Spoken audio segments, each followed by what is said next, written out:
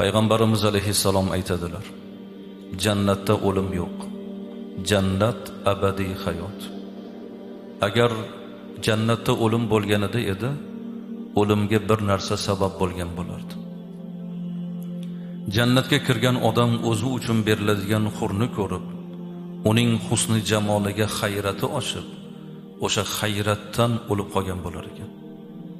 Vo ajab deb hayratlanib o'lib qolgan bo'lar ekan. Shunda Ummu Salama onamiz aytdilarki: "Ya Rasululloh, bo'lmasa jannatga kirgan odam jannat hurlari bilan bo'lib ketib, dunyoni ayoli bir chetda qolib ketadimi?" deganda yo'q dedilar. Bal nisa'ud dunya afdal bi 70 marra. Dunyoni ayoli jannatni huridan 70 karra go'zal, malohatli bo'ladi dedilar. Va bima zaka ya Rasululloh, nima sababdan ey Allohning rasuli dedilar. Shunda Rasululloh aytdilar: bi solatihinna va bi siyamihinna va bi ibadatihinna Alloh azza va jall. Agar dunyoni ayolini qalbida iymoni bo'lsa, eriga Allohga itoati bo'lsa, sharmi hayosi ibodati bo'lsa, jannatni huridan 70 karra malohatli bo'ladi.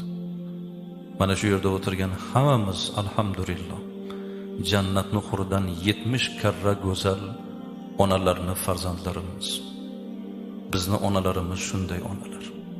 Bugun borib ayting: "Onajon, siz meni jannat hurlaridan 70 karra malohatli go'zalimsiz." Ulug'lar onalarni erkalashar ekan: "Sizni nega yaxshi ko'raman go'zalim? Chunki go'zallar ichra xushro'yimsiz siz onajon" deb erkalashardi.